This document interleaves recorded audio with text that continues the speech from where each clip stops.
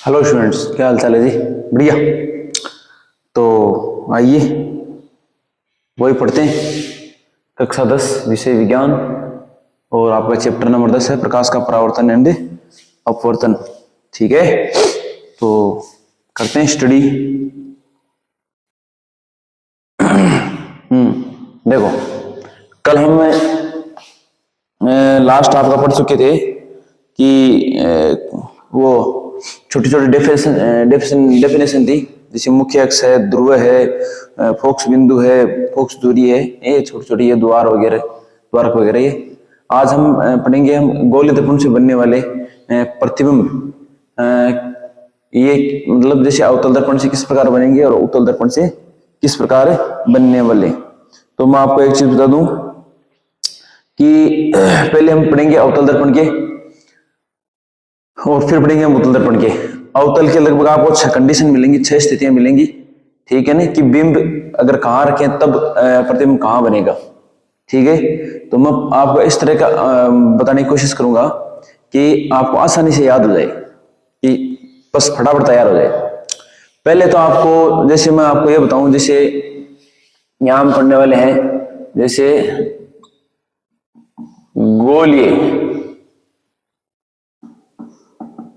गोलीय दर्पणों के द्वारा प्रतिबिंब है। गोलीय दर्पणों के द्वारा प्रतिबिंब का निर्माण।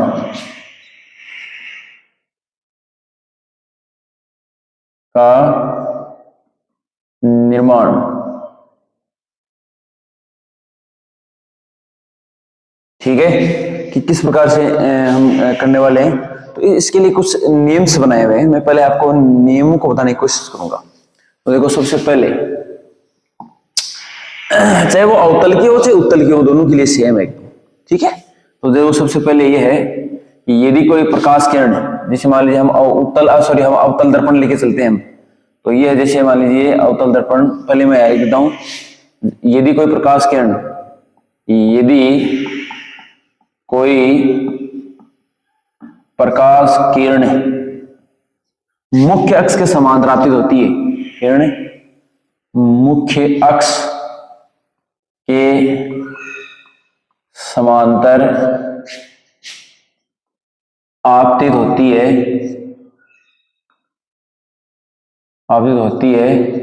तो परावर्तन के पश्चात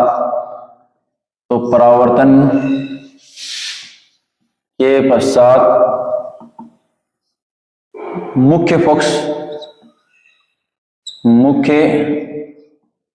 फोक्स से गुजरती है।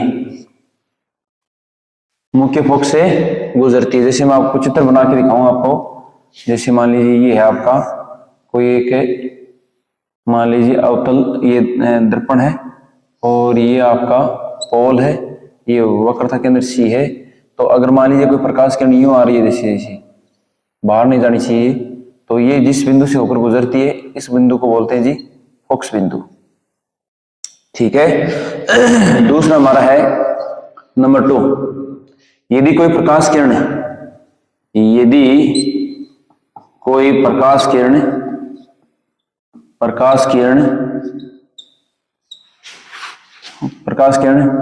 मुख्य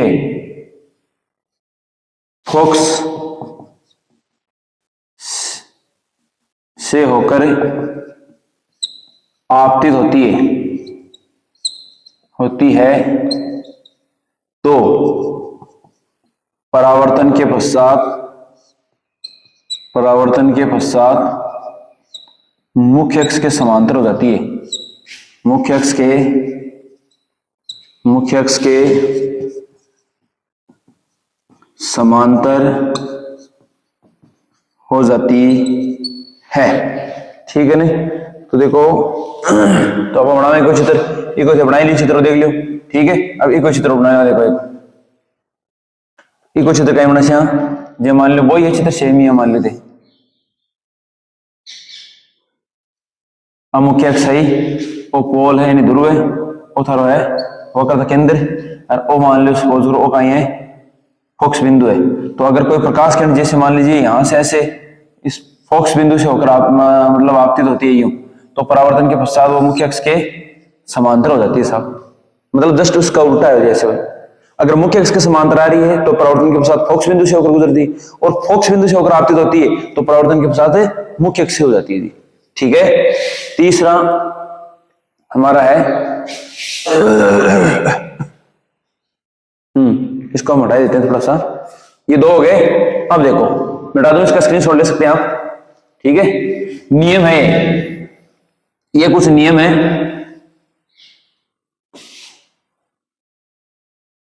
ठीक है, अब देखो तीसरा क्या है, यदि कोई प्रकाश किरण वक्रता केंद्र से होकर आपतित होती है, यदि कोई प्रकाश किरण वक्रता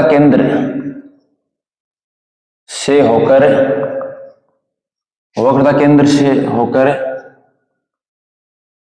आपतित होती है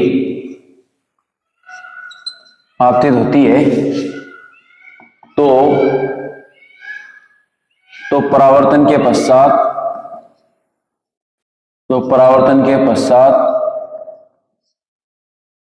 पुनः वक्रता केंद्र से ही लौट जाती है, ठीक है। जैसे मान लीजिए ये कोई आपका अवतल दर्पण है, ठीक है, ये आपकी मुख्य अक्ष है, ये पोल है, ये आपका वक्रता केंद्र है, और ये आपका फोकस बिंदु है। अगर कोई प्रकाश किरण जैसे मान लीजिए मुख्य अक्ष से होकर आपतित होती है ऐसे, ठीक है, ये मान लीजिए हो गया आपकी, ठीक है, तो परावर्तन के पश्चात वापस इधर ही लौटेगी वो, इसी पे ही एक लाइन बनने वाली है।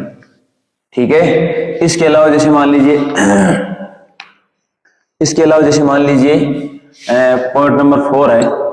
ठीक है, अगर कोई प्रकाश किरण मान लीजिए आपने देख लिया, मान लीजिए कोई प्रकाश किरण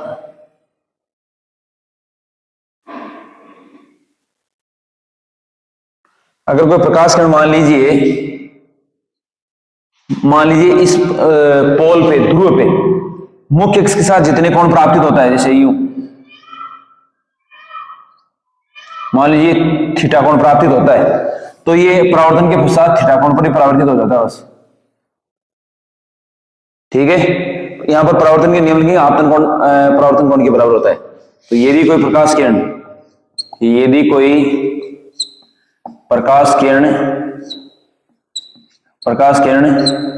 ध्रुव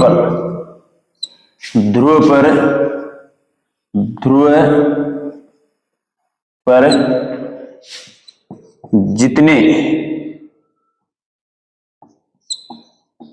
कोण पर आपतित होती है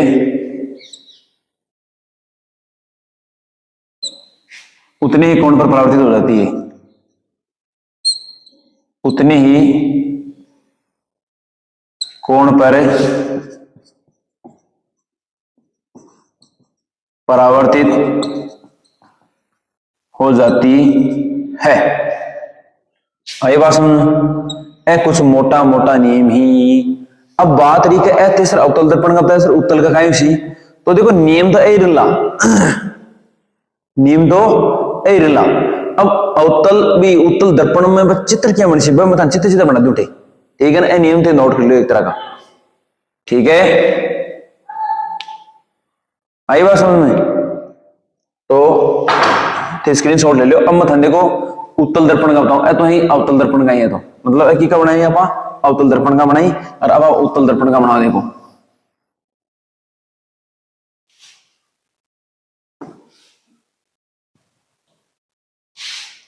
अब नशा पा उत्तल दर्पण के लिए। अब पहला नियम क्या बनाया, यदि कोई प्रकाश किरण, पहला नियम हो तो ना लिखा है, यदि कोई प्रकाश किरण मुख्य अक्ष के समांतर आपतित हुए तो परावर्तन के पश्चात मुख्य फोकस से गुजर जाती है जी। तो देखो मैं चित्र बनाऊं तो देखो ये है, ठीक है, और ये आपकी मुख्य अक्ष है, ठीक है, ये पोल है और ये आपका वक्रता केंद्र है, ये आपका फोकस बिंदु है, ठीक है। अब अगर कोई मान लीजिए प्रकाश किरण मुख्य अक्ष के समांतर आपतित होती है, ठीक है, तो ये लो हो गई, तो परावर्तन के पश्चात मुख्य फोकस से गुजरती हुई प्रतीत होती है, मुख्य फोकस से गुजरती हुई प्रतीत होती है,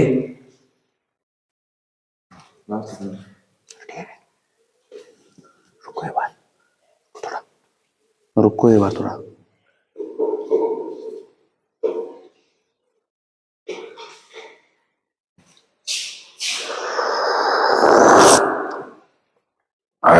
चाय की चुस्की के साथ मॉर्निंग टाइम में गुड मॉर्निंग। देखो तो मतलब ये मुख्य अक्ष के समांतर आ गए। अब परावर्तन के पश्चात जिस मुख्य फोकस से गुजरेगी तो गुजरती हुई प्रतीत होती है यहाँ पर, मतलब इसको यूं आप यूं लिखेंगे, ये लो। अब इसको थोड़ा डैश डैश से बढ़ाएंगे आप, तो ये है ना वो यहां लगा देंगे यहाँ पर, मतलब इसमें तो प्रतीत होती है ऐसी, ठीक है। अब हम ये तो पहला हो गया। अब दूसरा चित्र देखो, यदि कोई प्रकाश किरण मुख्य फोकस से ऊपर आपतित होती है तो परावर्तन के पश्चात मुख्य अक्ष के समांतर हो जाती है। तो देखिए ये सेम ऐसे चित्र बनने वाला, देखो ऐसे,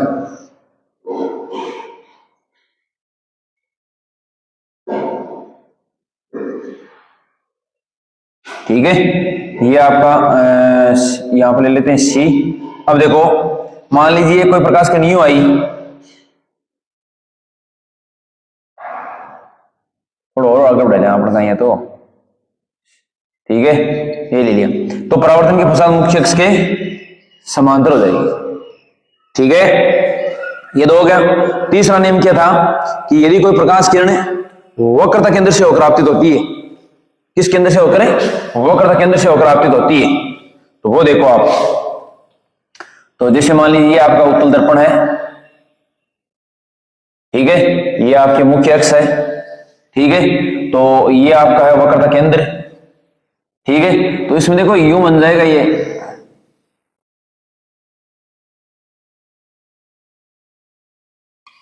ठीक है। अब इसमें आप यूं दर्शाएंगे, ये भी दर्शा दो और ये भी दर्शा दो, ठीक है ना, आपतित होती है परावर्तित होती है, ठीक है। एंड थर्ड देखो, सॉरी ये तो थर्ड ये हो गया आपका। अब चौथा देखो, चौथा जो मान लीजिए ये है, ये मुख्य अक्ष है, तो जितने कोण पर आपतित होती है उतने पर रिटर्न हो जाती है साहब, ये झंझट खत्म। ये कोण आई है, ये कोण आर है, आपतन कोण परावर्तन कोण के बराबर। ये उत्तल दर्पण की चित्र थे, आपको किरण चित्र हमने बना दिए, ठीक है। अब जो आपके किरण चित्र हैं अवतल दर्पण के, वो हम बनाने जा रहे हैं। तो सबसे पहले मैं आपको एक चीज बता दूं, आपको यहां लिखेंगे हमें अवतल दर्पण के लिए, अवतल दर्पण के लिए बिंब की विभिन्न स्थितियों पर, बिंब की विभिन्न स्थितियों पर, बिंब की विभिन्न स्थितियों पर, बिंब की विभिन्न स्थितियों पर बने प्रतिबिंब या स्थितियों के लिए, विभिन्न स्थितियों के लिए प्रतिबिंब, ठीक है।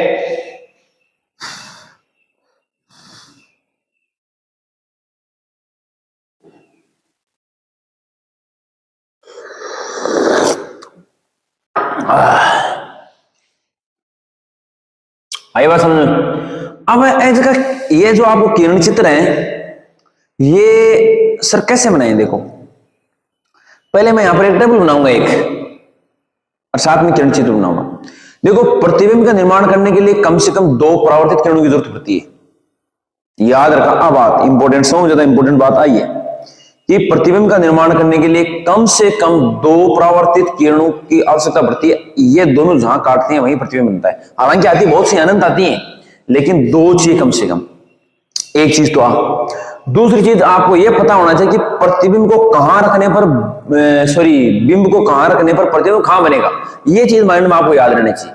अगर यह बात याद है तो आप कभी भी किरण चित्र भूलेंगे नहीं, कभी भी नहीं भूलेंगे, कभी भी नहीं भूलेंगे, कभी भी लाइफ में ही नहीं भूलेंगे। ठीक है। प्रकृति वगैरह वो तो बहुत आसान है, एकदम कोई ज्यादा जटिल नहीं है। आई बात समझ में? अब देखो मैं आपको बनाता हूं। देखो सबसे पहले यहां लिखेंगे बिंब की स्थिति, बिंब की स्थिति। ठीक है। और यहां बनाएंगे किरण चित्र। उसके बाद यहां है आपकी प्रतिबिंब की स्थिति तथा प्रकृति, प्रतिबिंब की स्थिति तथा प्रकृति। ठीक है। ये मोटा मोटा आपको 3 खाने बनाने पड़ेंगे, कोई इलाज नहीं है। ठीक है। अब देखो पहला देखो, मतलब आपको यह पता रहना चाहिए कि प्रतिबिंब को कहां रखने पर प्रतिबिंब कहां बनेगा। मैं कहूं उसके बाद गलत होने के चांसेस खत्म, किरण चित्र अपने आप याद रह जाएगा। सबसे पहले लिखेंगे जब बिंब अनंत पर स्थित हो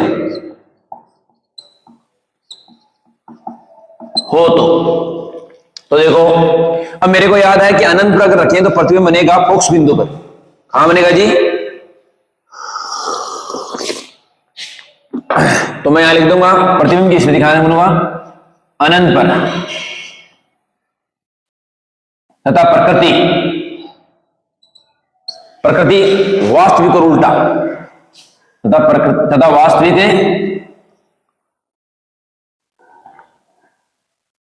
वह उल्टा बनेगा साहब। ये मेरे को याद है पहले से। किरण चित्र देखो कितना आसान है। अवतल दर्पण की बात है सबसे पहले, तो अवतल दर्पण को बना लेते हैं।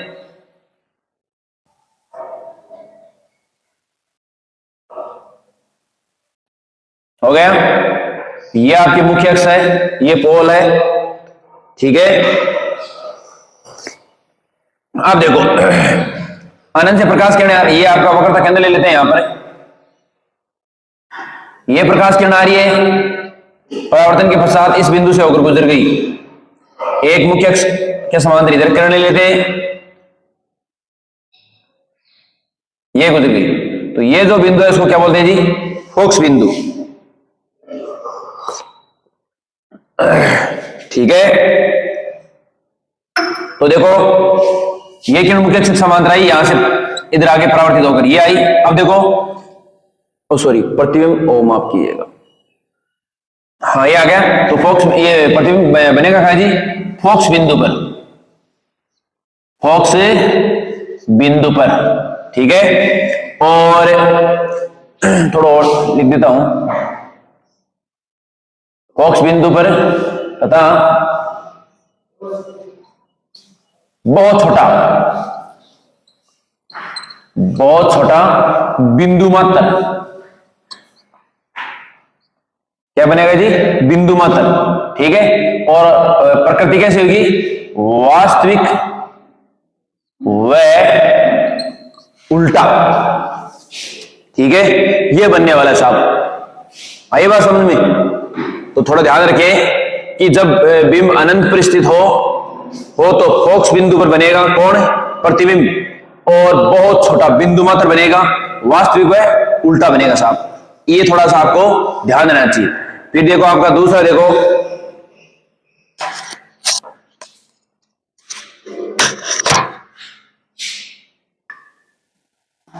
हाँ जी।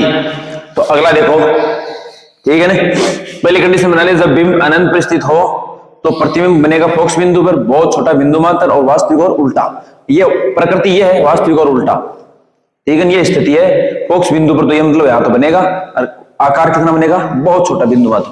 दूसरा देखो, जब बिंब अनंत व वक्रता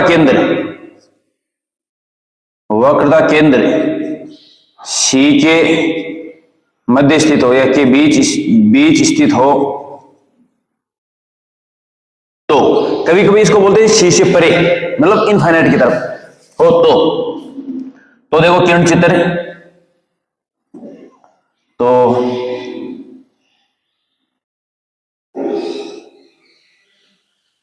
ठीक है, ये आपका है वक्रता केंद्र है। तो यहां पर हमने कोई वस्तु रख दी, यहां पर ए बी, एक प्रकाश किरण मुख्य अक्ष के समांतर ले लेते हैं, और ये मुख्य अक्ष के समांतर परावर्तन के पश्चात फोकस बिंदु से गुजार देते हैं इसको,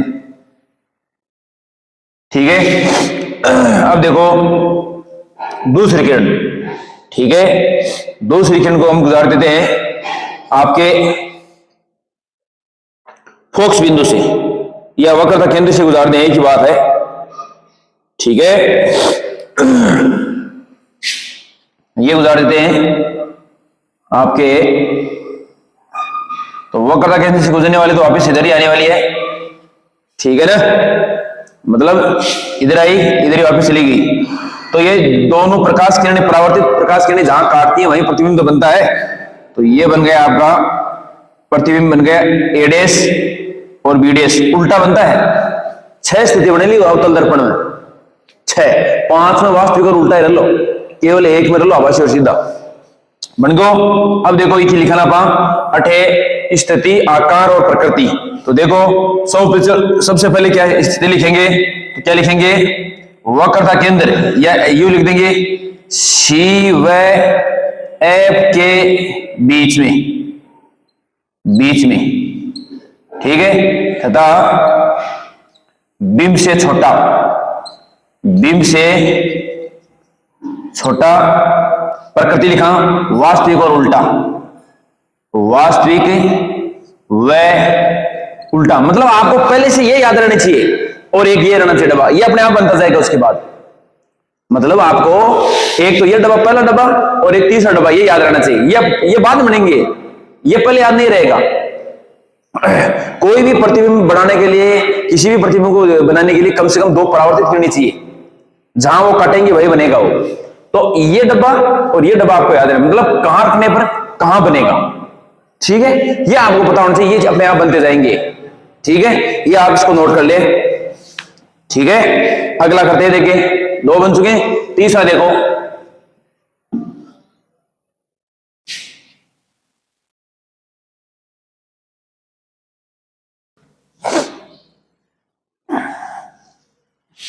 स्क्रीनशॉट लेते जाएं साथ साथ में। अब देखो थर्ड, तो थर्ड रखते हैं, जब बिंब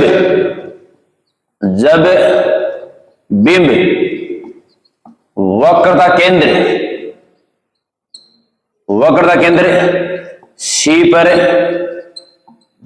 स्थित हो, तो ठीक है। तो देखो अब मेरे को ध्यान में पहले लिख सकता हूं कि वक्रता केंद्र रखने पर कहां बनेगा, वक्रता केंद्र पर बनेगा, आकार में बिंब की बराबरी बनेगा, प्रकृति वास्तविक और उल्टा। तब मेरे को आसान रहती है बना लेता हूं। मेरे को बनाना है कैसे, कि मेरे को वक्रता केंद्र बनाना है, कैसे बनाओ, तो देखो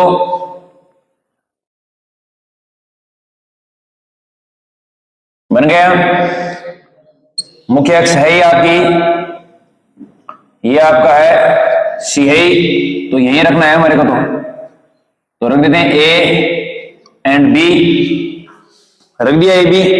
अब देखो आई बात समझ में, तो अब देखो एक प्रकाश किरण तो मुख्य अक्ष के समांतर जाती है, तीनों में देख लेना आप, जितनी चित्राएं मुख्य अक्ष के समांतर पक्की जाएगी, और जो मुख्य अक्ष के समांतर जाने वाली प्रकाश किरण है वो परावर्तन के पश्चात फोकस बिंदु से होकर गुजरती है साहब, ठीक है। अब दूसरी किरण ले लो फोकस बिंदु से होते हुए, मेरे को तो इसके नीचे बनाना है,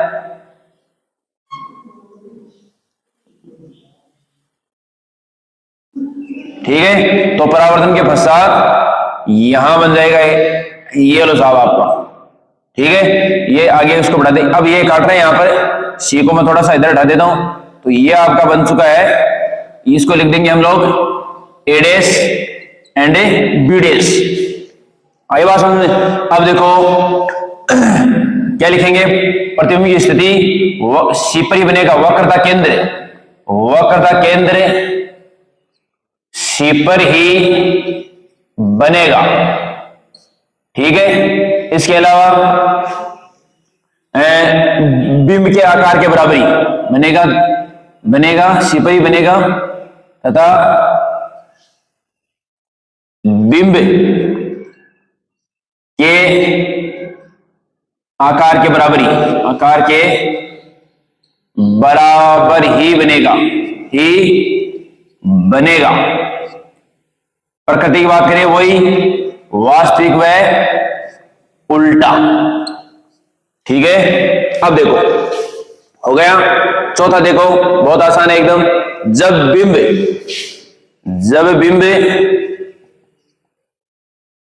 सी व एफ के बीच स्थित हो, सी व एफ के बीच स्थित हो तो, ठीक है ना। तो अब देखो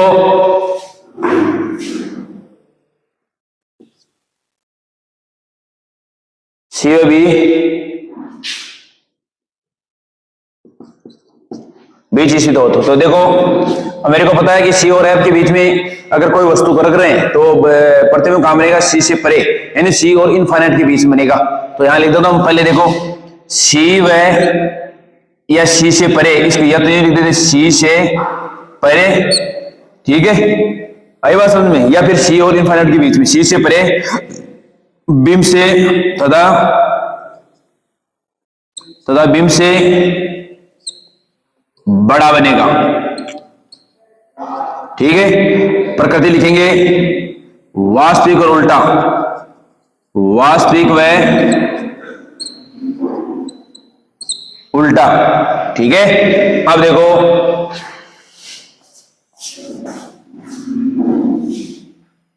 यही आपका, ये आपका ध्रुव है, ये सी है, ये एफ है, वस्तुएं यहां रखेंगे यहां पर ए बी, ठीक है। तो ये प्रकाश किरण तो मुख्य अक्ष के समांतर आने वाली है, ठीक है जी। और जो मुख्य अक्ष के समांतर आती है आपको पता है वो किधर से जाने वाली है, वो फोकस बिंदु से होकर जाएगी। किधर से जाएगी जी, किधर से जाएगी, फोकस बिंदु से होकर जाएगी। दूसरी किरण ले लो आपने, दूसरी किरण से ले लो थे, चाहे तो ले लो ये फोकस बिंदु पर ले लो, ठीक है। अच्छा आई बात समझ में। या फिर एक और है आपने कहने, जब मान ले थे ये वक्रता केंद्र ले लें, थोड़ा सा और बढ़ा दिया आपने कहीं, ठीक है। अब देखो इन्हें अभी लेस को काट ये भी कर सकूं, फिर भी बन जाए आराम से, कोई दिक्कत नहीं थी। या फिर देखो एक किरण ले लें यहाँ, ओ माफ कीजिएगा,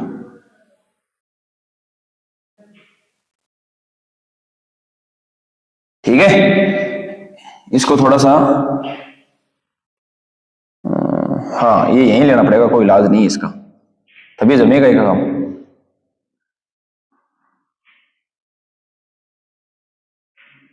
ठीक है। अब ए प्रकाश किरण ये ले लेते हैं, ये साहब ये,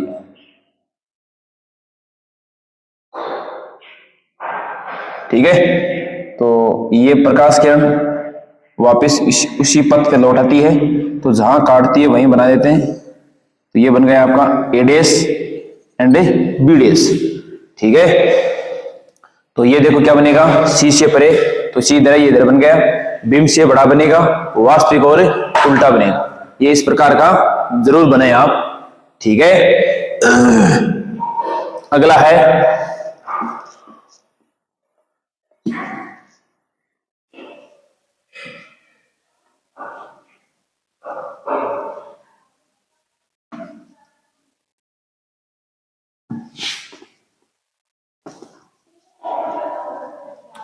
ठीक है।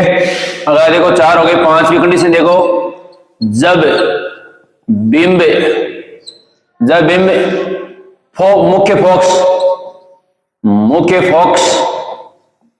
मुख्य फोक्स एफ पर रखा हो तो, ठीक है ना। तो देखो सीधा ये मेरे को याद है, तो कहां बनेगा ये, तो सबसे पहले लिखेंगे आप लोग स्थिति कि अगर मुख्य फोक्स पर कोई वस्तु रखी हुई है तो इसका प्रतिबिंब कहां बनेगा जी, अनंत पर बनेगा। कहां बनेगा, अनंत पर बनेगा, वस्तु से तथा यानी बिंब से बहुत बड़ा बनेगा, बहुत बड़ा बनेगा। प्रकृति लिखेंगे वास्तविक व उल्टा, ठीक है। अब देखो यहां बनाए थे किरण चित्र, तो किरण चित्र में देखो ये बना दिया आपका, और ये आपकी मुख्य अक्ष है, ये आपका वक्रता केंद्र है, और ये आपका फोक्स बिंदु है, ठीक है। ये है आपका ये भी कोई बिंब है, ठीक है। अब एक प्रकाश किरण तो ये ऐसी कैसे आने वाली है, और जो यूं है कि वो फोक्स बिंदु से होकर गुजरेगी, ठीक है। अब देखो दूसरी को भी आप क्या करेंगे, इस वक्रता केंद्र से ले ले बेटर रहेगा।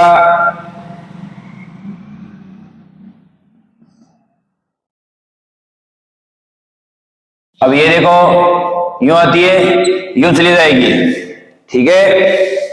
तो ये देखो आप साहब, ठीक है। अनंत पर जान लिए ये समझो, ठों डेश डेश लगा दिया, अनंत पर जान ली, तो देखो अनंत पर बनेगा, बिंब से बहुत बड़ा बनेगा, वास्तविक व उल्टा। एंड लास्ट है 6वीं, जब बिंब एफ व पी के बीच स्थित हो तो,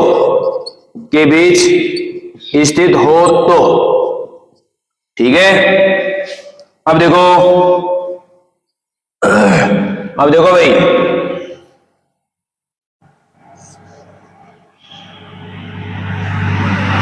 तो देखो थोड़ा सा इसको आगे ले लेते हैं, क्योंकि ये दर्पण के पीछे बनने वाला है, इसको थोड़ा पीछे की तरफ बढ़ाएंगे। ये है पोल यानी ध्रुव, ये आपका है वक्रता केंद्र, और ये है आपका मुख्य फोक्स एफ, ठीक है। और वस्तु को हमने यहां रख दिया जी, ठीक है। यह ए एंड बी। तो सबसे पहले एक तो आती है मुख्य अक्ष के समांतर, और जो मुख्य अक्ष के समांतर आती है वो किधर से जाती है, फोक्स बिंदु से होकर जाती हुई, ठीक है। दूसरी बाइलिनियर वक्रता केंद्र से ही।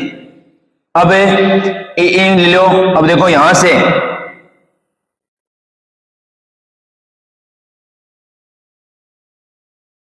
ठीक है, वापिस इन पीछे की तरफ बढ़ाओ। अब ये इधर हो गया, अब देखो इनको पीछे की तरफ बढ़ाओ, इन दोनों को,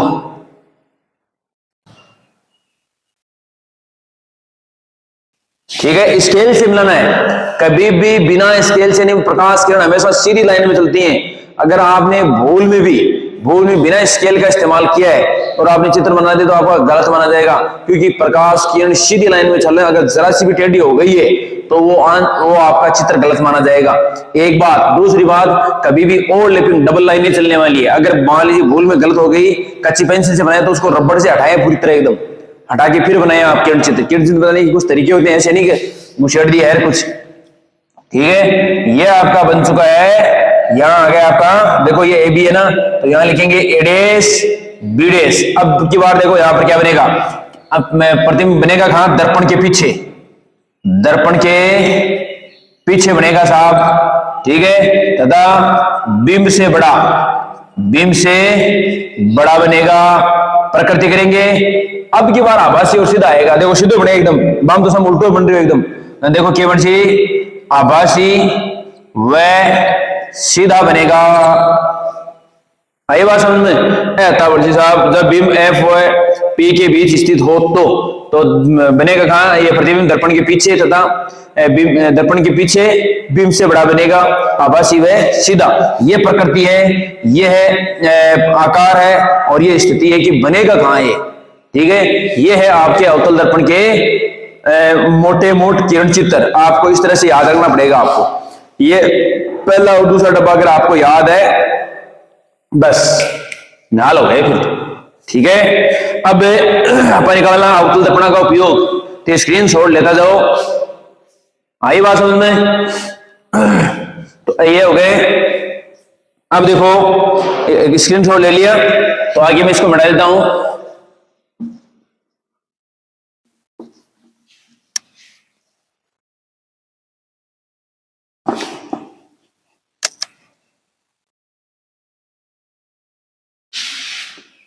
अवतल दर्पण के उपयोग देखो, अवतल दर्पण के उपयोग बहुत आसान है। पहला उपयोग तो है, एक तो टॉर्च में, टॉर्च में बैटरी का ना काम लिया। एक सर्च लाइट में, ये लगा देते हैं सर्च लाइटिंग। ठीक है, एक है आपने जहां अपन वाहनों की हेडलाइट बनी हुई है, वाहनों के हेडलाइट आगली बनी हुई, दो लाइट लगी रहता है। ठीक है, एक बाद में जहां अपने है जहां नाई को नहीं गए दाढ़ी दूढ़ी बना हुए, तो शेविंग के तौर पर है ना, शेविंग दर्पणों के रूप में वहां लिखेंगे शेविंग दर्पणों के लिए, या शेविंग दर्पणों के लिए। आई बात समझ में? हाँ जी, देखो उपयोग का ही अवतल दर्पण को परीक्षा में अक्सर पूछा है। एक तो बैटरी में जी घनाना का किसान बैटरी है, एक सर्चिंग लाइटिंग जहाँ सर्च ऑपरेशन आपने जब फौज वगैरह करने बम चाहिए लाइट हमारे, एक वाहन की आगली जगह हेडलाइट करी होगी वाहन की, बम भी अवतल दर्पण को इस्तेमाल किया जाए। कटोरी लग गई, साहब कटोरी लगे यहाँ। फिर चेहरे का बड़ा प्रतिबिंब, नाई वाली दुकान पर दाढ़ी बनानी है, शेविंग वो जान देखो वो चेहरा थोड़ा बड्डो दिखा एकदम। ठीक है, बिक लिया अपना अवतल दर्पण ने काम में लिया। बिक बाद में जगह दांत का डॉक्टर को नहीं हो गए, दांत का डॉक्टर भी क्या करें भी दांत को बड़ो प्रतिबिंब देख लिया अपना अवतल दर्पण ने काम में ली हुए। इसके अलावा सौर भट्टियां में हम सूर्य के प्रकाश को केंद्रित करने के लिए, मतलब एक जगह केंद्रित करने के लिए इस अवतल दर्पण का इस्तेमाल किया जाता है जी। ठीक है, मोटा मोटा का उपयोग ध्यान से परीक्षा में अक्सर पूछा जाया करें। ठीक है, 1 नंबर का या 2 नंबर का। ठीक है, तो ई क्लास में फिलहाल इतना ही, बाकी अगली क्लास के लिए।